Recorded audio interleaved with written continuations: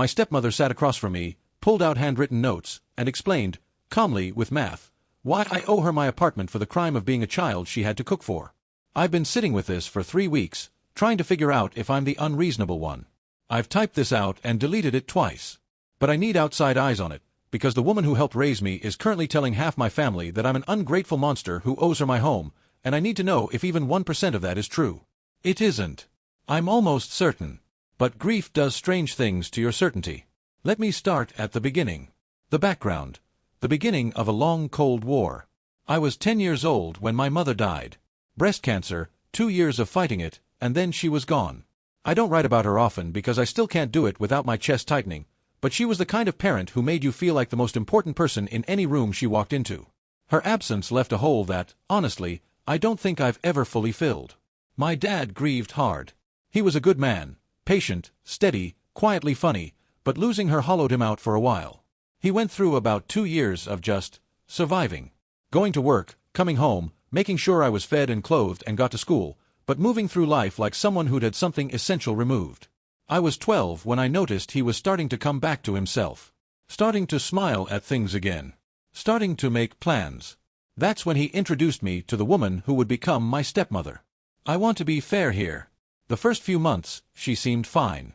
She was attentive to my dad in a way that clearly made him happy, and she was polite to me, friendly, even. I remember thinking she was a little formal, a little careful, but I told myself that was just her adjusting to a new situation. Meeting your partner's grieving kid is probably awkward for anyone. I gave her the benefit of the doubt.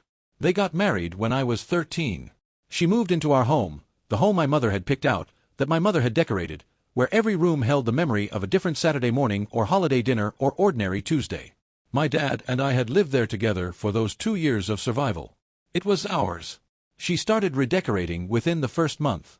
I understood, then, that some things had to change. A new wife, a new chapter, you can't leave everything exactly as it was. I told myself that. I was 13 and trying very hard to be mature about it. But watching my mother's choices disappear from our home, the curtains she'd picked, the photos rearranged, the small decorative things quietly donated or boxed, felt like a second slower erasure. Like my mother was being edited out of the house her lungs had breathed in. What I didn't expect was that the editing would extend to me. Update 1. The decade of sighs. Here's the thing about my stepmother that took me years to understand clearly. She never did anything that was obviously wrong. She never screamed at me. Never called me names directly. Never hit me or withheld food or did any of the things you'd immediately recognize as abuse.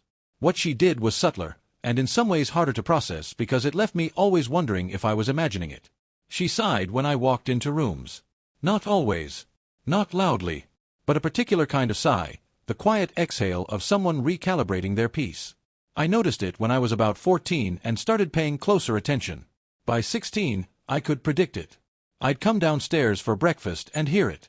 I'd come home from school and hear it. I'd ask if dinner was ready and hear it, followed by a response, followed by some variation of the comment I came to know like a recurring nightmare. Of course. That's what I do. Or, I've been cooking for an hour, but yes, it's ready. Or the one I heard most often, other women wouldn't do this, you know. Other women wouldn't take on someone else's child. That last one. I heard it so many times over so many years that I stopped flinching at it. I just go quiet, eat my food, and try to take up as little space as possible. She never said it to my dad directly, or at least, not that I heard. She'd say it to the air, or to me, in that particular tone that made it seem like she was simply stating a fact rather than wounding deliberately. I don't know if she understood how sharp it was. I suspect she did. I suspect that was the point. My dad was the opposite of this. My dad was the reason I survived those years with any self-worth intact. He came to every school event he could manage. He helped me with college applications. He sat with me through bad breakups and failed exams and the quiet catastrophes of adolescence. When I felt invisible in that house, he made me visible. He was the buffer, the warmth, the reason I believed I was loved. But he was also caught. I saw it. When she'd make her comments, he'd go still in that way people do when they're trying to decide how to respond without making things worse. Mostly he chose peace. I understood why. He loved her, and I think he was afraid of losing happiness a second time. I don't blame him for that. But it meant I learned to handle most of her coldness on my own. I learned to apologize for existing. That sounds dramatic. I wish it were.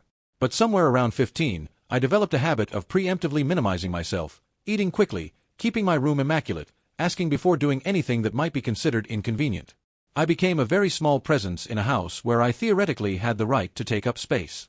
I thought if I was perfect enough, quiet enough, if I needed absolutely nothing, she might finally decide I wasn't a burden. She never did. Update 2. The departure and the years after. I left for college at 18. I had applied with the kind of quiet urgency that comes from needing to escape somewhere you can breathe. I got into a good program, packed my things, and drove away from that house with a sensation I didn't fully process until I was an hour down the highway. I felt like I could exhale for the first time in 5 years. College was where I figured out I was a person. Not a burden, not an inconvenience, not someone else's child requiring heroic tolerance, a person with preferences and friendships and skills and a future. I did well academically, made friends, discovered I had a genuine aptitude for software development that turned into a career. The years I'd spent shrinking myself turned out to be excellent preparation for working hard and expecting little, which isn't the healthiest origin story but made me good at discipline. I came back for holidays when I could manage it. Those visits were tense in the particular way of rooms where an old war has never fully ended. My stepmother would be polite enough with my dad present, but there was always the undercurrent, the sighs, the careful martyrdom, the subtle accounting of what my presence cost her. And once I was gone again, she'd apparently tell my dad how much more peaceful things were without me around. He told me this once, gently, as a way of explaining something he couldn't quite defend. I appreciated his honesty even as it confirmed what I'd known for years. My absence was her preference. So I gave her my absence. I stopped visiting except for Christmas and the occasional birthday. I kept my relationship with my dad alive through phone calls, weekend visits when she happened to be away, and the particular warmth that exists between two people who understand each other. He was proud of me. He told me often. He'd ask about work, about the apartment I was saving for, about my life with the genuine interest of someone who wanted good things for me. He had a heart attack 8 months ago. Massive. Sudden. He was there and then he wasn't, and there's still a part of me that hasn't finished processing that because grief doesn't move in straight lines. I flew home immediately. I sat next to my stepmother at the funeral. I helped organize things. I cried in the bathroom so she wouldn't have to witness my grief adding to her burden. Even in mourning, the old training kicked in: minimize, take up less space, need less. My dad's will was straightforward. The house, worth roughly $400,000, went to his wife of 16 years. Logical. I received $30,000 from a life insurance policy. Also logical, given the length of their marriage and the fact that I was a grown adult with a career. I thanked the estate attorney, filed the paperwork, and flew home to my own life. I thought that was the end of the financial chapter. Update 3. The demand. 3 months after my dad's funeral, my stepmother asked me to meet her. I drove back to that house, still strange to see her things in all the spaces my mother's things used to occupy, and sat at the kitchen table where I'd eaten 1,000 meals as a child. She brought papers to that meeting. Actual written notes. She'd prepared. "I've been thinking," she said, "about what I'm owed." I'm going to quote her as accurately as I can, because her framing matters. "For 10 years, I tolerated you in my home. Cooked your meals. Washed your clothes. Put up with your teenage attitude and your grief and your impossible behavior. Your father loved you, so I sacrificed my own peace for his happiness. He never adequately compensated me for raising someone else's child. But now you have this apartment, $248,000 of stability that exists because I held that family together. You owe me. Transfer it to me. We'll call it even for 10 years of suffering." I want to pause on one word: tolerated. Not raised. Not cared for. Not loved. Not even just lived with. Tolerated. Like I was a pest. An infestation she'd heroically endured while waiting for her real life to resume. That single word told me everything about how she'd seen me for 16 years, not as a stepson, not as a grieving child, not as a person at all, but as an obstacle to her happiness that she'd magnanimously allowed to exist in her home. I sat with that word for a moment. Then I asked her to explain her math. She had it written down. 700 meals per year for 10 years. 7,000 meals. At a conservative $10 per meal in labor. $70,000. Laundry, cleaning, household management. Another $30,000. Emotional labor of dealing with a grieving, difficult teenager. Uncalculated, but substantial. Total minimum, $100,000. My apartment was $248,000. She was being generous, she explained, by not adding interest.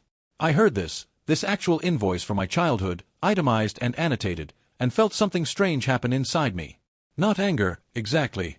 More like a kind of grim clarity, the sensation of having a suspicion you've held for years suddenly confirmed in explicit detail. By that logic, I said, when she'd finished, every parent can bill their child for raising them. Every meal becomes a debt. Every act of care becomes a loan. You're trying to convert marriage and step-parenting into a commercial transaction, retroactively. I didn't have to do any of it, she said. Other women would have demanded your father send you to boarding school. I chose to include you despite my reservations. That choice deserves recognition. You chose to marry a widower with a child, I told her. That was your choice, made freely, as an adult. The child came with the marriage. If you chose to include me, that was the minimum expectation of the life you voluntarily entered. You don't get bonus credit for meeting minimum expectations.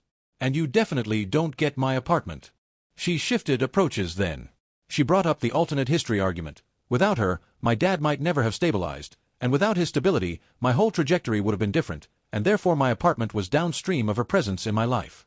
By that logic, I said, everyone who ever helped my dad helped me. His therapist, his friends, his employer who kept him working when he was grieving. They all contributed to my stability. Your link in that chain isn't special enough to warrant my property. Then she told me what she remembered about my childhood, a loving stepmother who tried her best with a difficult, angry, rejecting child. In her version, every kindness she'd offered had been thrown back at her. In her version, I was the one who'd poisoned the relationship through resentment and grief I'd refused to process. In her version, she was the saint and I was the monster. I looked at this woman across my father's kitchen table, the table my father had eaten at, the table my mother had picked out, the table where 1,000 family dinners had happened before and after and around the Cold War she'd waged against me, and I understood something clearly for the first time. She believed it. Completely and entirely. She had constructed a version of our shared history in which she was the heroic sufferer and I was the ungrateful burden, and she had lived inside that version for so long that it had become, to her, the only version that existed. Nothing I said was going to change that. The gap between her memory and mine was not a gap of facts. It was a gap of fundamental perception, and it was unbridgeable. Update 4. The family aftermath. I told her no. Clearly, calmly, with as few words as necessary. I told her my apartment came from my work and my savings and my years of discipline. I told her my dad's insurance money had helped at the margins, but I'd built the foundation. I told her my dad had left the house to her, worth more than twice my condo, and that was his judgment of what was fair, the judgment of a man who'd known us both, loved us both, seen everything. I told her I was honoring his judgment, not her revision of it. She told me she'd tell the family what kind of person I was. Tell them, I said. Tell them I refused to give you my apartment for being married to my father. Tell them you calculated $10 per meal and decided you were owed $248,000. See how that sounds to people outside your head. She did tell them.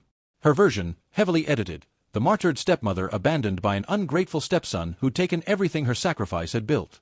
Some people believed her. There are always people who will believe the most aggrieved-sounding person in any room, and my stepmother has had a lifetime of practice at sounding aggrieved. But my aunt, my dad's sister, who'd watched our family from close proximity for 16 years, had a different account of events. She called me the week after my confrontation with my stepmother, having heard the circulating story. She was calculating before the funeral flowers wilted, my aunt told me. Asking about insurance policies, investment accounts, property values. Your father wasn't cold yet and she was already running numbers.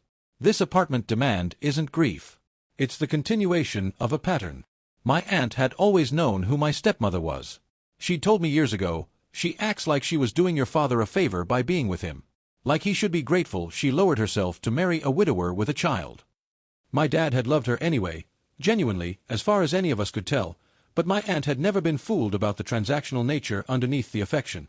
The family divided roughly along the lines you'd expect. My dad's side, who knew me and had watched my childhood, largely supported me. My stepmother's side, who knew only her telling, believed her. In the middle, a few people who tried to find some version of both sides' fairness and landed nowhere useful. I stopped engaging with the noise after about a week. There was nothing to argue that hadn't already been said at that kitchen table, and I had no interest in performing my case for an audience. Update 5. 1 year later. It's been about a year since my dad died. 8 months since that confrontation. I still have my apartment. I've been seeing a therapist, something I probably should have done years earlier, but grief has a way of making you finally do the things you've been postponing. She has an assessment of my stepmother that I've turned over many times. Classic narcissistic personality structure, incapable of viewing relationships except through a lens of transaction and self-interest, genuinely unable to perceive others as anything other than extensions of her own needs and narrative. The suffering was real to her. The narcissist's suffering is always real to them, but its cause was her own perception, not any actual imposition. My therapist said something that reframed the entire decade. She didn't feel like a burden to you. You felt like a burden to her because she needed to feel that way. It validated a story she was already telling herself about being someone who suffered nobly. You were the material she used to build that story. I've thought about that a lot. About the 10 years of size and the comments about other women and the elaborate martyrdom of cooking dinner for 3 people. She needed me to be a burden because that made her a martyr, and being a martyr was the role she'd written for herself in the story of that marriage.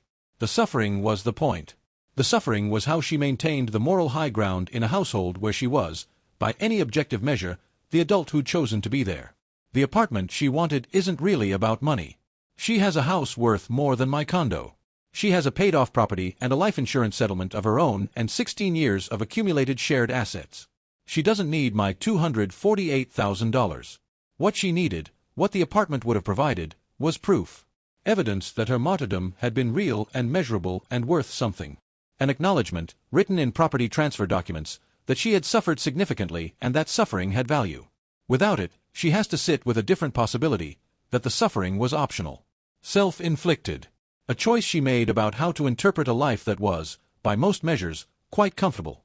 That nobody owes her for choices she made voluntarily. That the grieving child she tolerated didn't owe her anything then and doesn't owe her anything now. That's too much for a certain kind of person to bear. The reflection. She said she tolerated me for 10 years. Not raised, not cared for, tolerated. Like I was a pest she heroically endured.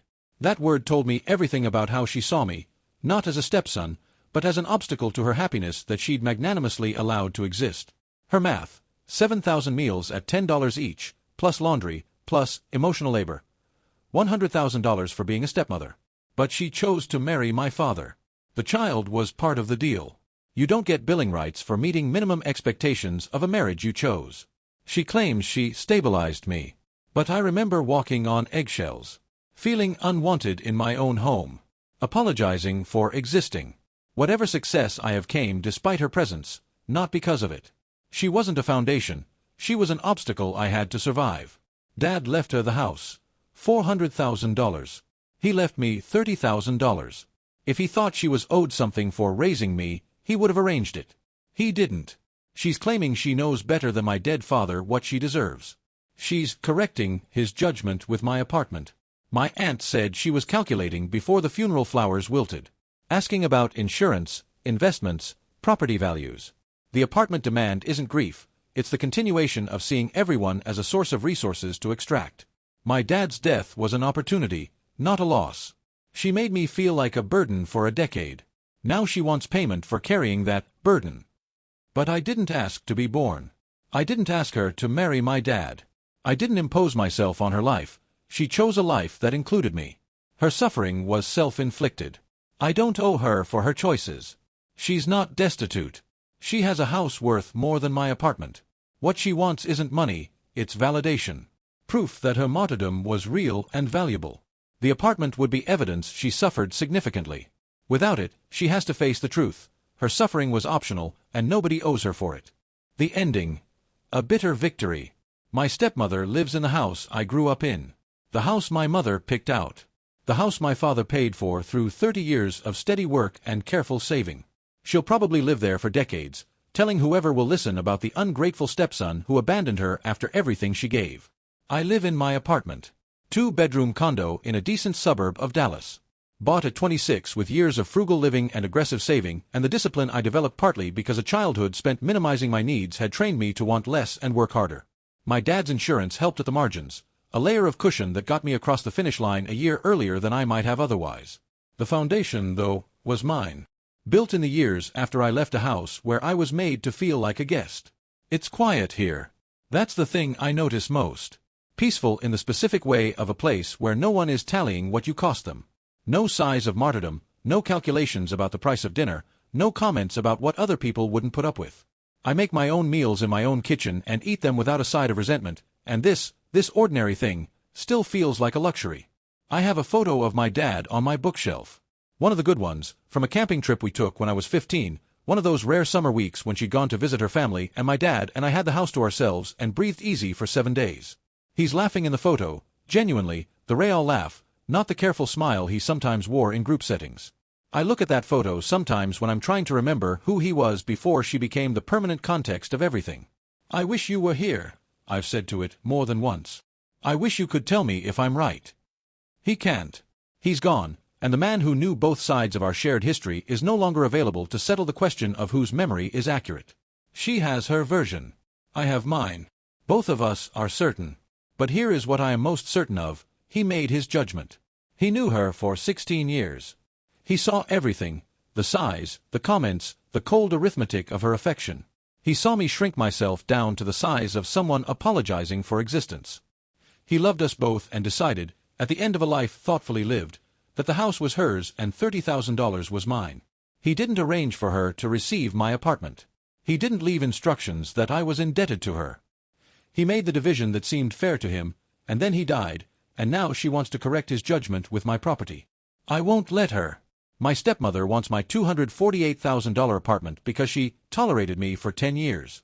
She calculated the cost, 7,000 meals at $10 each, plus laundry, cleaning, and the emotional labor of dealing with a difficult stepchild. $100,000 minimum, she says. The apartment is fair payment. But she chose to marry my father. The child, me, came with that choice. I didn't ask for her. I didn't impose myself on her life. I was a 12-year-old who'd lost his mother, and she made me feel like a burden for a decade.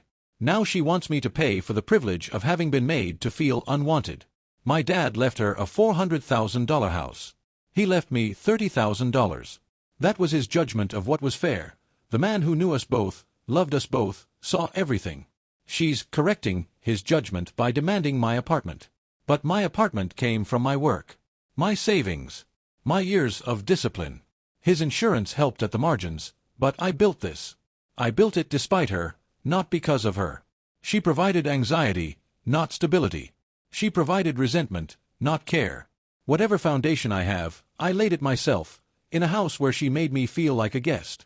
The apartment stays mine. The childhood home is hers. And somewhere between those two properties lies the memory of a man who loved us both and wouldn't recognize what she's become since he left. His death didn't change her. It just removed the one person who kept her in check. Now I see who she always was, someone who sees love as a transaction and children as debts to be collected. I refuse to pay. The apartment is mine. The debt doesn't exist. And the stepmother who tolerated me for 10 years will have to tolerate my refusal for however many years she has left.